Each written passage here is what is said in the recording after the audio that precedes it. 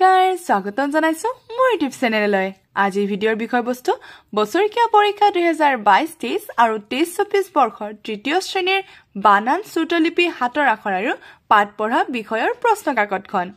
এই ভিডিঅ'টোৰ জৰিয়তে দুটা বছৰৰ প্ৰশ্ন কাকত আলোচনা কৰা হ'ব এটা হৈছে 22-23 বৰ্ষৰ আৰু আনখন হৈছে 23-24 বৰ্ষৰ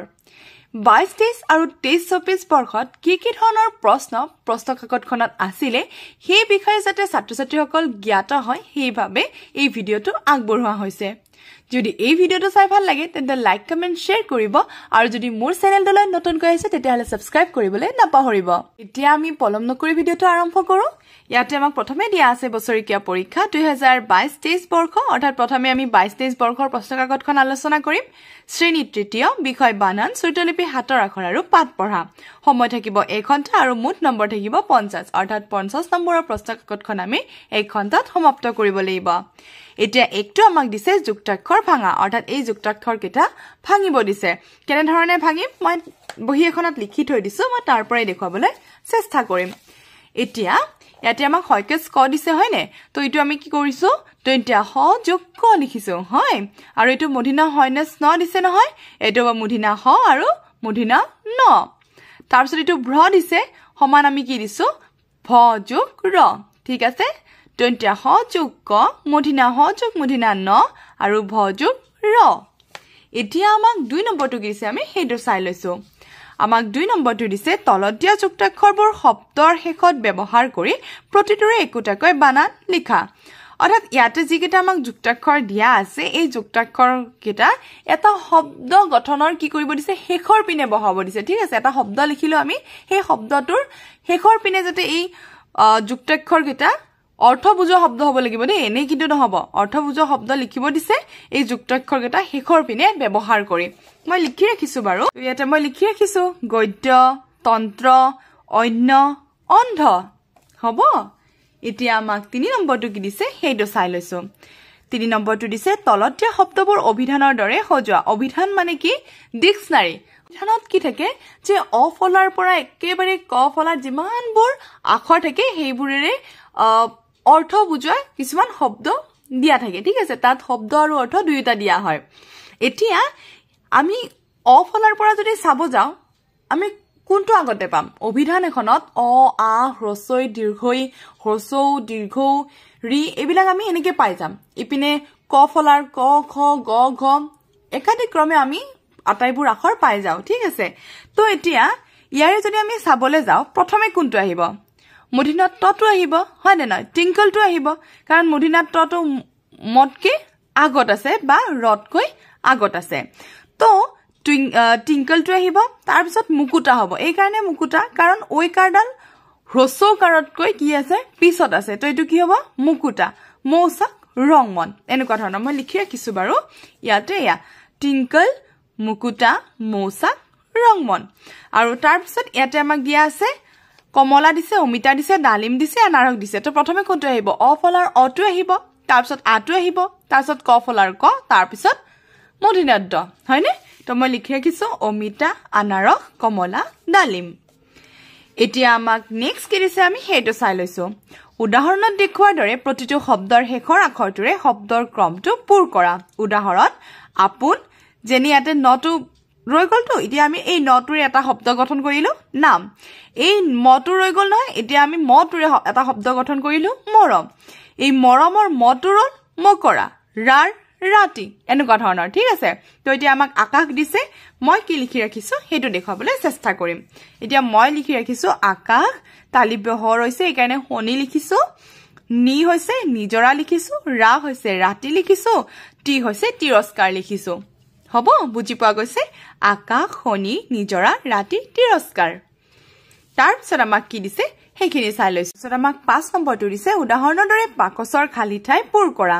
উদাহৰণ দিয়া আছে গড়ে গৰু 2টা আখৰ থকা 3টা আখৰ থকা গগন আৰু 4টা আখৰ থকা গৰখীয়া ইয়াতে লিখিব লাগিব ন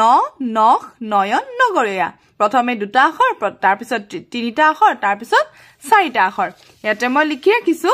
ন নখ নয়ন নগৰীয়া তাৰ পিছত আমাক কি দিছে তলৰ বাকচত 4টা আখৰেৰে গঠিত 4বিধ চৰাইৰ নাম উলট-পালটকৈ দিয়া আছে নামবোৰ সজাই লিখা এটা আখৰ মাত্ৰ এবাৰহে ব্যৱহাৰ কৰিবা এতিয়া ইয়াতে আমাক আখৰৰ জখলা দিয়া আছে হয়নে বহুতটা আখৰ দিয়া আছে এতিয়া এই গিটাৰ পৰা বাছি পেলাই আমি 4বিধ 4টা আখৰেৰে যোৱা চৰাইৰ নাম লিখিম আৰু মই লিখি ৰাখিছো বাৰু এটা হ'ব বাঢ়ৈ টুকা এটা বুলবুলি এটা পাঠিয়া আৰু এটা বালিমাহী হ'ব বাঢ়ৈ টুকা বুলবুলি পাঠিয়া বালিমাহী তাৰ পিছত আমাক কি দিছে 7 নম্বৰ তলৰ শব্দকেইটা সুন্দৰ হাতৰ আখৰেৰে এবাৰ লিখা এতিয়া হাতৰ আখৰ আৰম্ভ হৈ গল আমাৰ বাননৰ প্ৰশ্ন কাকতখন শেষ হ'ল এতিয়া হাতৰ আখৰ এই যে শব্দকেইটা আমাক দিছে এই শব্দকেইটা ধুনীয়া আখৰেৰে আমি এবাৰকৈ লিখিব লাগিব ৰামায়ণ মহাভাৰত পইতাচোৰা কঙালী ধুনীয়া ধুনীয়া আখৰে ইয়াতে যেনেকৈ লিখা আছে এই ধৰণে আমি লিখিব লাগিব তাৰ পিছত খটো দিছে তলত দিয়া কবিতাৰ শাৰী কেইটা সুন্দৰ হাতৰ আখৰেৰে লিখা এই 4টা লাইনো আমাক কি লিখিব দিছে সুন্দৰ হাতৰ আখৰেৰে লিখিব দিছে হ'ব যে হাওনি মেঘে হুন পানীৰে পথাৰ ধুৱাই লয় হুন বৰখে দুপৰ নিশা টুপুৰ টুপুৰ কয় আৰু 8 নম্বৰ শ্ৰুতলিপি বিদ্যালয়ত সম্পূৰ্ণ কৰা হ'ব আৰু 9 নম্বৰ পাঠ পঢ়া এইটো বিদ্যালয়ত কৰি লোৱা হ'ব ঠিক আছে তো এইখন আছিলে 22-23 বৰ্ষৰ হাতৰ আখৰ বানান আদিৰ প্ৰশ্ন কাকতখন এতিয়া আমি আহিছো 23-24 বৰ্ষৰ প্ৰশ্ন কাকতখন লৈ এতিয়া আমাক দিয়া আছে বছৰিকীয়া পৰীক্ষা 2023-24 শ্ৰেণী তৃতীয় বিষয় বানান শ্ৰুতলিপি হাতৰ আখৰ আৰু পাঠ পঢ়া সময় 1 ঘণ্টা মুঠ মূল্যাংক 50 1 নম্বৰটো আমাক দিয়া আছে যুক্তাক্ষৰ গঠন কৰা দন্ত্য হ যোগ ৱাব এইটো হ'ব হয়বে ব মুধিনা হ যোগ ন কি হ'ব মুধিনা হয়নেস ন ম যোগ ভ যোগ ৰ মই ভেম্ৰ ন যোগ ত যোগ উ নয়টেন টু হ'ব এতিয়া এইকেইটা মই লিখি ৰাখিছো বাৰু দেখাবলৈ চাইছো এই ধৰণে আমি লিখিব লাগিব তাৰ পিছত এতিয়া আমাক দিয়া আছে তলতীয়া যুক্তাক্ষৰ কেইটা শেষত প্ৰয়োগ কৰি একগোটিকৈ বানান লিখা এতিয়া আমাক এই গুটেই কেইটা যুক্তাক্ষৰেৰে কি কৰিব দিছে এই যুক্তাক্ষৰ কেইটা শব্দৰ শেষত ব্যৱহাৰ কৰি লিখিব দিছে মই লিখি ৰাখিছো বাৰু ধুনীয়াকৈ লিখি ৰাখিছো মধ্যস্থ দণ্ড কষ্ট মন্ত্ৰ এতিয়া আমাক 3 নম্বৰটো কি দিছে যে তলতীয়া দফাটিৰ উপযুক্ত ঠাইত হাইফেন বহুৱা হাইফেন এই মাত্ৰাডালক হাইফেন বুলি কওঁ কেৱল শব্দকেইটাহে লিখিবা অমল মাক দেউতাকৰ একমাত্ৰ সন্তান অৰ্থাৎ মাক দেউতাকৰ মাজত আমি হাইফেন বহাই দিছো হে তৃতীয় শ্ৰেণীত পঢ়ে পঢ়া শুনাৰ মাজত আমি কি বহাইছো হাইফেন লগতে অমলে খেলা ধুলা কৰিও ভাল পায় খেলা ধুলাৰ মাজতো আমি কি লিখিছো অৰ্থাৎ কি বহাইছো হাইফেন বহাইছো সময় পালেহি বাহিৰা কিতাপ পত্ৰ পঢ়ে তো আমি কিতাপ পত্ৰৰ মাজতো কি বহাইছো হাইফেন বহাইছো ঠিক আছে এই চিহ্নটিক হাইফেন বুলি কোৱা হয় এতিয়া মই আনতে বাৰু এনেকৈ লিখি ৰাখিছো পৰীক্ষাত আমি এনে ধৰণে লিখিব লাগিব মাক দেউতা বা মা দেউতা পঢ়া শুনা খেলা ধুলা কিতাপ পত্ৰ এনে ধৰণে আমি লিখিলে হৈ যাব এতিয়া আমাক 4 নম্বৰটো দিছে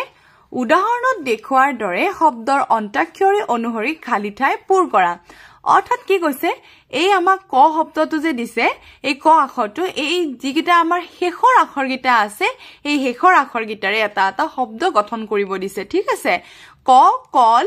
লটো ইয়াতে ৰৈ গল নহয় লগন ন ৰৈ গল নগৰ ৰ ৰৈ গল ৰজনী মও তেনে ধৰণে লিখি ৰাখিছো মই তাৰ পৰা দেখুৱাবলৈ চেষ্টা কৰিছো ম মৰম ম মকৰা ৰা ৰাতি টি তিৰতা এতিয়া আমাক নেক্সট কি দিছে 5 নম্বৰটো দিছে তলতীয়া বাকচটোত 5টা আখৰেৰে গঠিত 4বিধ চৰাইৰ নাম দিয়া আছে বিচাৰি লিখা এটা আখৰ এবাৰহে ব্যৱহাৰ কৰিবা এতিয়া ইয়াতে আমাক কি দিয়া আছে 5টা আখৰেৰে 4টা চৰাইৰ নাম দিয়া আছে আৰু আমাক বিচাৰি উলিয়াব দিছে মই বিচাৰি উলিয়াইছো আৰু এইখিনিতে আৰু এটা বুজাই দি আছো বাৰু কৈ আছো ইয়াতে ঘৰ চিৰিকা লিখিলো এটা বৰটুকলা লিখিলো দহি কটৰা লিখিলো আৰু কান কুৰিকা এতিয়া আমাক ইয়াতে কৈছিলে যে এটা আখৰ এবাৰহে ব্যৱহাৰ কৰিবা কিন্তু কান কুৰিকাত আমি দুবাৰ কা ব্যৱহাৰ কৰিছো কিয় ব্যৱহাৰ কৰিব পাৰিছো ইয়াতে কা কেইবাৰ দিয়া আছে এবাৰ দুবাৰ তিনিবাৰ হয়নে এতিয়া এটা বাৰো আমি ঘৰ চিৰিকাত লিখিলো কটাকাৰে কা আৰু বাকি দুটা আমাৰ ৰৈ গল ঠিক আছে তো ৰৈ যোৱাত আমি এটা কি কৰিলো যেহেতু দুটা কা ৰৈছে আমি এটা কা যদি থাকিলে তেতিয়া হলে কিন্তু আমি কাণ কুৰিকা লিখিব নোৱাৰিলো হয় কিন্তু আমাৰ হাতত দুটা আছে সেই কাৰণে আমি কিন্তু কাণ কুৰিকা লিখিব পাৰিছো এই কাৰণে মই এখিনি বুজাই দিছো যাতে ছাত্ৰ ছাত্ৰীয়ে এই ধৰণে কনফিউজ নহয় যে আমাকচোন এটা আখৰ এবাৰহে ব্যৱহাৰ কৰিব দিছে ইয়াতে কাটো নাহিব হব কিন্তু আহিব কাৰণ আমাৰ দুটা ৰৈ গল নহয় তিনিটা আমাক এই কাৰণে দিয়া আছে যাতে আমি তিনিটা ব্যৱহাৰ কৰিব পাৰো হব এতিয়া আমাক 6 নম্বৰটো কি দিছে সেইটো চাই লৈছো 6 নম্বৰৰ ক তলৰ শব্দকেইটা সুন্দৰ হাতৰ আখৰেৰে লিখা সুন্দৰ হাতৰ আখৰেৰে লিখিব দিছে অৰ্থাৎ আমি হাতৰ আখৰৰ পেজটো পালো যে ইয়াতে আমাক দিয়া আছে অপৰহাৰ্ণ প্ৰত্যুত প্ৰণমতি সংস্কৃত আৰু সম্পদ এইকেইটা আমাক ভাল আখৰেৰে লিখিব দিছে খটো দিয়া আছে তলত দিয়া তফাতি সুন্দৰ হাতৰ আখৰেৰে এবাৰ লিখা এই গোটেইখিনি এবাৰ লিখিব দিছে হিলিখা ফলৰ ৰস চুলিৰ বাবে উপকাৰী এই ৰসে চুলিত বাল লোৱা ওকনি খেদিব পাৰে হিলিখা গছৰ গাৰ ছালৰ পৰাও নানা ধৰণৰ ঔষধ তৈয়াৰ কৰা হয় সত আমাক 7 নম্বৰ দিছে সুতলিপি পূৰ্বে সম্পন্ন হৈছে এটো বিদ্যালয়ত কৰা হয় আৰু 8 পাঠ পঢ়া পূৰ্বে সম্পন্ন হৈছে এটো বিদ্যালয়ত কৰি লব ঠিক আছে তো এখিনি আছিল 22 23 আৰু 23 24 বৰ্ষৰ প্ৰশ্নকাকতৰ 8টাৰ প্ৰশ্নৰ আলোচনা তেন্তে আজিৰ কাৰণে থ্যাংক ইউ ফৰ ওয়াচিং